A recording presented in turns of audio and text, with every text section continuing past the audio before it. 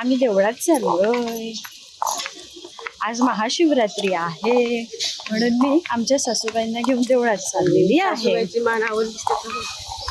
आणि आमच्या सासूबाईंच्या गळ्यामध्ये जो पट्टा आहे ना तो बड्डेला केलेला आहे.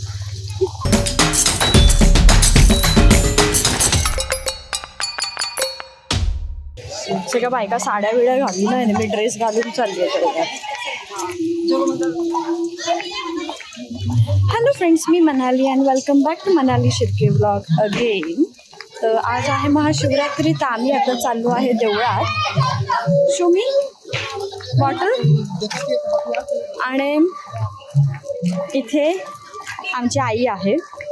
तुम्ही हे असं तुम्ही वागतात तर म्हणून लोक मला म्हणतात तुझी सासू का अशी व्हिडिओमध्ये, तिला घेत जाऊ नको अशी चिडकी सासूला. सांग माझी सासू तशी. आत्ता आम्ही आलो आहोत आमच्या पाठीमागे देवळामध्ये आणि बाहेरून तरी दिसलं आहे की गर्दी नाही आहे. आता आतमध्ये जाऊन बघूया किती गर्दी आहे म्हणून.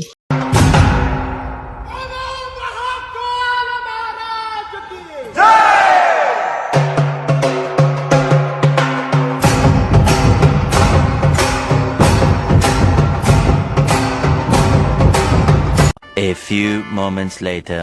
आईने तिच्या मैत्रिणीच्या गावावरून आणला होता. परफेक्ट गावठी पपया आहे तो. चांगला पिकला पण आहे, जास्त एकदम पिकून उपयोग नाही.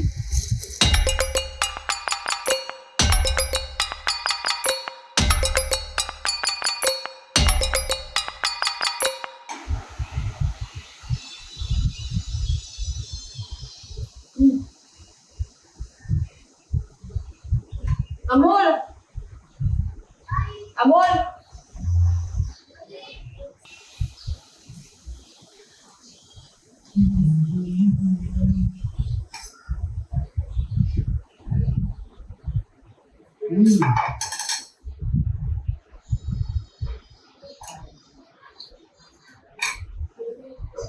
थोडं पिकायला द्यायला.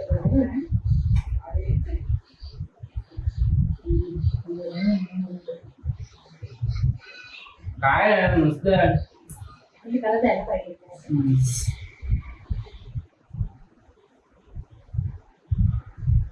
ऍक्च्युली हा साधा सिव्हिल पपया असतो ना, हेल्दी असतो, लक्षात ठेवा.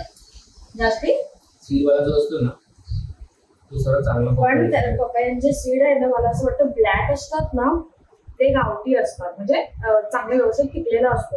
याचे ब्लॅक पण नाही, याचे येलोइश असे सीड्स आले.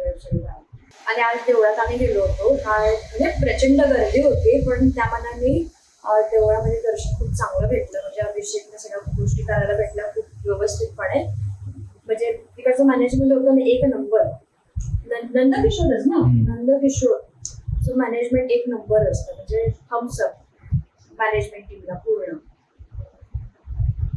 म्हणजे एवढी म्हणजे गर्दी असतानाही छानपैकी व्यवस्थित महादेवाला अभिषेक करणं, हे त्याच्या समोर बसणं छानपैकी सगळ्या गोष्टी व्यवस्थित झाल्या. आणि मला असं वाटत होतं ते सगळे सकाळी सकाळी उठून जातील पहाटे, तर गर्दी असेल देवळामध्ये खूप, म्हणून आम्ही आरामशीर घरातली सगळी कामं आवडली नंतर आम्ही गेलो. तर माझं डिसिजन 1 मिनिट नाही, माझं डिसिजन बरोबर तेवढी नॉर्मल गर्दी तर असते. माझं डिसिजन एकदम करेक्ट निघालं. ते आम्ही ज्या टायमाला गेलो त्या टायमाला थोडीशी गर्दी होती आणि जसंच आम्ही दर्शन करून बाहेर निघालो तेव्हा तर बिलकुल गर्दी नाही. पण ठीक आहे, व्यवस्थित दर्शन झालं. आणि मेन म्हणजे असं असतं की तिकडे नंदकिशोरमध्ये आहे ना, महादेवाची पिंडीवरती कुठलेही कवच नसतं. ते सगळ्यात बेस्ट गोष्ट असते. म्हणजे काही हल्ली आम्ही बघतो शंकरांच्या पिंडीवरचे ते कवच वगैरे टाकतात. म्हणजे बरोबर आहे, चांगलेच आहे, पण ऍटलीस्ट एक दिवस जो मिळतो शिवरात्रीचा त्यावेळी ती ते एक आहे, पिंडी ओपन असले पाहिजे. आपण महादेवाला अर्पण करते नाही करते त्यांची की भाव महत्वाचा आहे. पण आम्हाला असं वाटतं की इतर दिवशी तुम्ही ठेवा, पण जे दिवशी महाशिवरात्री असते, जे जे देवाचे स्पेसिफिक डे असतात त्या दिवशी तरी तुम्ही अशा गोष्टी करू नका.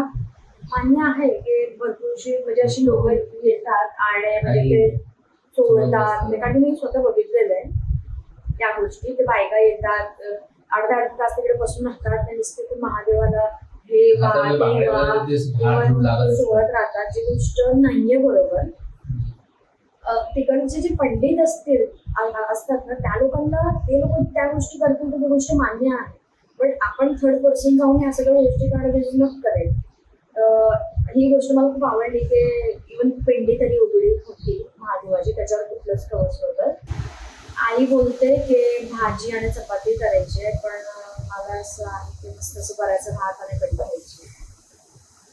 चालेल, आता मी मस्त बऱ्याचा भात आणि कढी करते, ती पण गुजरात स्टाईलमध्ये, म्हणजे माझी आई करायची तसं. इथे आई करते, सासू करते इथे, पण ते फक्त कसं असं म्हणजे त्याच्यामध्ये फक्त मीठ पण नाही टाकत ना, इव्हन त्याच्यामध्ये मीठ पण नाही टाकत ना, असं तो भात उकळतो, वऱ्याचे तांदूळ उकळतो भातासारखे आपण करतो ना तसं. तर मला प्रॉपर असं म्हणजे वऱ्याचे तांदूळ लागतात, त्याला हिरवी मिरची. हा कच्चा पपया आहे, मी कापायला मला लावलेला आहे आणि आता तो स्वतःच खाते आहे. आता झटपट पटापट लक्ष्मी घर के अंदर पसंद होप में घर में आएगी झटपट पटापट. बघा गाईस कशी क्रिएटिव्हिटी आहे. झाकण मार, रांगोळीचे डिझाईन काढ.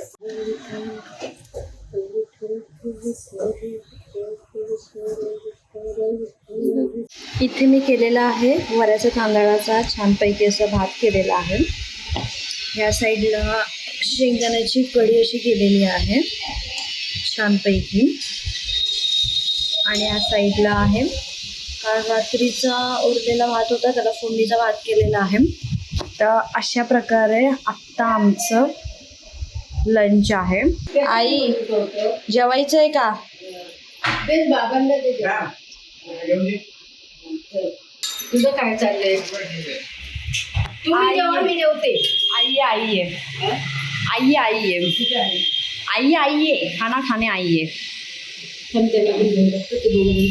त्या दोघांना मी एवढं सांगितलं की जेवण झालंय, जेवून जा, म्हणजे मी भांडी घासील ना तोपर्यंत, तुम्ही बाहेर जाऊन जायचं, पण दोघांचं एकही ऐकलेले नाही. संध्याकाळचं जेवण आई करणार आहे असं आईने अनाऊन्स केलेलं आहे. आत्ताचं मी केलेलं आहे जेवण, एक नंबर भात केलेला आहे, खाऊन फक्त बघा तुम्ही. तर आता मी, आई आणि बाबा आम्ही तिघं जेवतो, ते दोघं जेवतो पण. चला आम्ही जेवण आता बाहेर निघालो आहे, मी आणि आई आम्ही दोघंही आता बाहेर निघालो आहे छानपैकी साड्यांची शॉपिंग करायला. बघू आता आईला कुठली आवडते साडी आणि मला कुठली आवडते साडी. आता जाऊया साडीवालीकडे. ते म्हणतात ना फेस्टिवलमध्ये साड्या सगळ्याच घेतात, पण विदाऊट एनी रिझन साडी घेणं हे पण खूप मोठे कनेक्ट आहे. आणि मेन म्हणजे कसं ब्लाऊज जसं हवं तसं शिवून पण भेटते. मी तुम्हाला आता साडीवालीकडे घेऊन चला दाखवते मी तुम्हाला नेमकी आम्ही साड्या कुठून. आता आलो आहोत तिथे साडीवालीकडे. आता आम्ही छानपैकी किसी साडी सिलेक्ट करतो आणि तुम्हाला दाखवतो. चिकू कलर आहे ना गं, आणि ही आहे ती साडीवाली. सकाळी मला आई बोलली होती की संध्याकाळचं जेवण मी छान असं करेन, आणि आता बघितलं तुम्ही झोपलेली होती तेव्हा आई उठवायला आले, अरे हो संध्याकाळचं जेवण नाही करायचं म्हणून. बट जाऊ दे, रोज आई करते जेवण. आता आज मला सुट्टी होती म्हणून मी म्हटलं आज आपणच करूया जेवण. सकाळचं हे जेवण आईला खूप आवडलं होतं. स्टार्टिंगला नाक मुरडत होते, बट त्यांना आवडलं. वऱ्याच्या तांदळाचं भात, ताक जे बनवलेलं होतं ते. आत्ता पण संध्याकाळी काही फक्त भाजी आणि भाकरीच करायची आहे, काही एवढं पंचपक्वान्न नाही करायचे. आत्ताच मी सगळं जेवण केलेलं आहे. जेवण करायला मला ऑलमोस्ट 1 तास लागलेला आहे, आणि जेवण संपायला अर्धा तास पण लागणार नाही. 15 मिनटात सगळं जेवण संपेल. म्हणजे मला ह्याच गोष्टीचा राग येतो की जेवण करायला 1 तास लागतो आणि जेवण संपायला फक्त 15 मिनटं. ठीक आहे, चला आता बसूया जेवायला आपण. इथे मी ज्वारीच्या भाकऱ्या भाजल्या होत्या. काय बोलल्या? आणि इथे मी वाटाण्याची अशी पातळ भाजी केली होती म्हणजे आहे. आणि इथे आहे शेंगदाणा चटणी सोलापूरवरून आणली ना, सोलापूरवरून. जी सकाळी बोलत होती की मी संध्याकाळी चांगलं जेवण करते म्हणून, पण फायनली हे सगळं मिस केलेलं आहे. आता आम्ही जेवायला बसतो. जे मी जेवण केलेलं आहे ते. आणि जेवल्यानंतर मी तुम्हाला पुन्हा भेटते, कारण की मला तुमच्याबरोबर काहीतरी शेअर करायचं आहे म्हणून.